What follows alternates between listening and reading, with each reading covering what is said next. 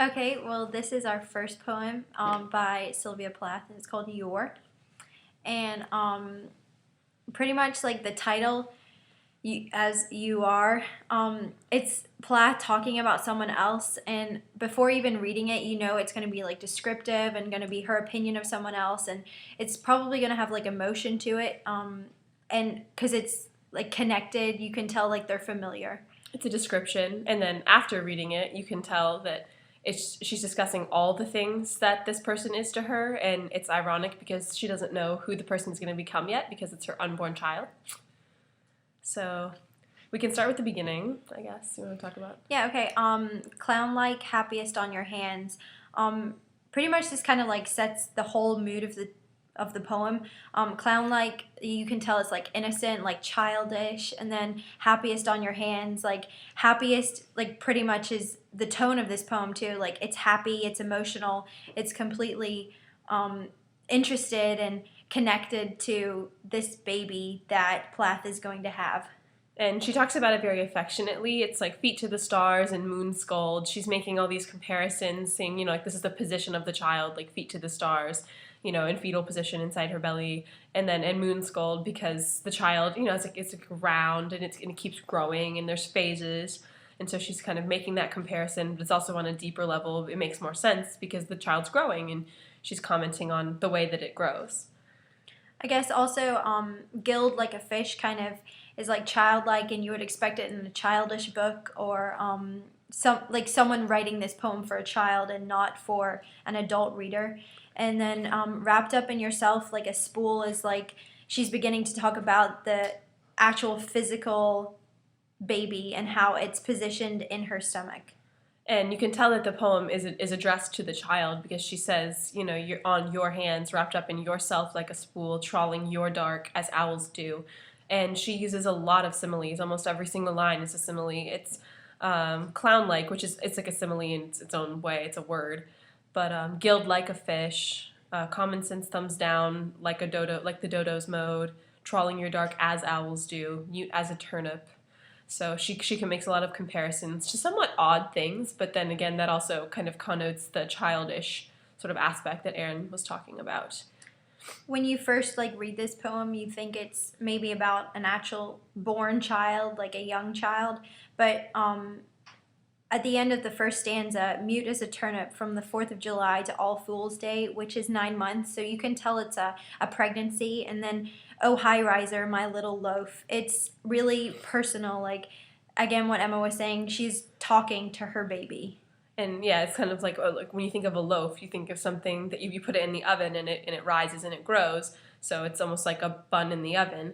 But then, oh, high riser, it's almost talking about the lofty expectations that she has for the child. She doesn't know who the child's going to become or what they're going to do, but she talks about, how the anticipation of having the child that's kind of what the second stanza is. And you want to talk about the difference between the two? Yeah, we figured that there was a fulcrum between the two stanzas of the poem, that the first one is really the description and like really like lofty, like attached, like emotional, like happy kind of tone in the first poem, and then the second poem's almost not completely serious, but it's kind of like a little more serious. Vague as fog and looked for like mail, like she's anxious about her baby, just like any woman who is pregnant would be. Looked for like mail, like both the parents are anticipating this baby for every day of the 9 months. And then farther off than Australia, it's vague. The baby, they have no idea. This is their first child. We checked the times, and this was when Plath had her first child to her husband. And so it's unknown, especially for a first-time mother.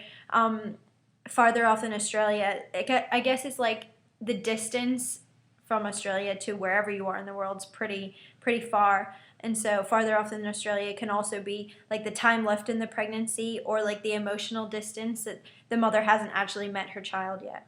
And we decided that the first stanza was geared more towards Plath's personal relationship with the child, and the second stanza could be the parents as like a couple, even though Plath's husband, she ends up divorcing him later. I guess at this point in their relationship, she was still somewhat I guess, Connected. connected to him. So she says in the beginning it's a lot of, she's addressing the child, and it's kind of only things a mother would know, basically. Talks about the baby's position inside and stuff like that. But the second one, it says, bent back Atlas, our traveled prawn, snug as a bud and at home. So it's kind of like, the communal relationship and like the environment that they both have created for the child, like once it comes into the world.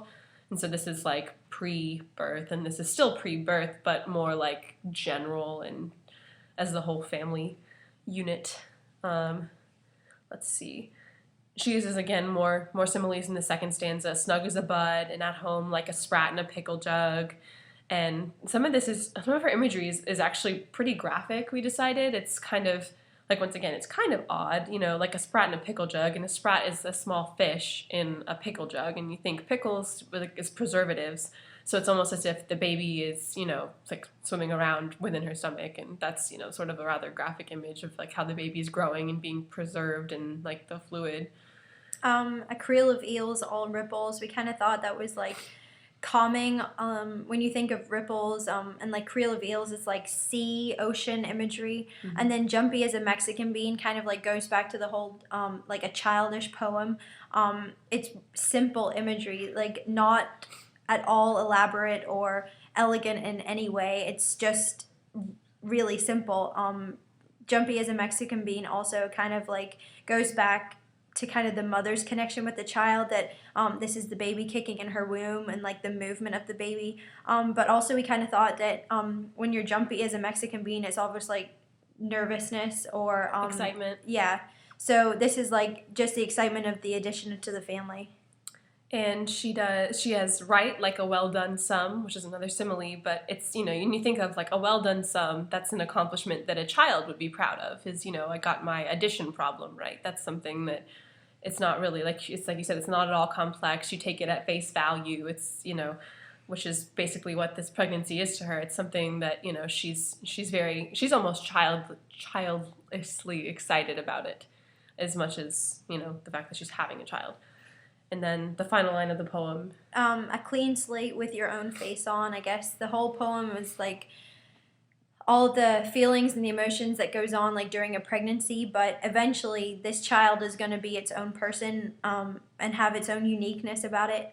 Like a clean slate maybe might connotate how maybe she had a bad childhood, but this baby's going to have a new slate, like a clean slate.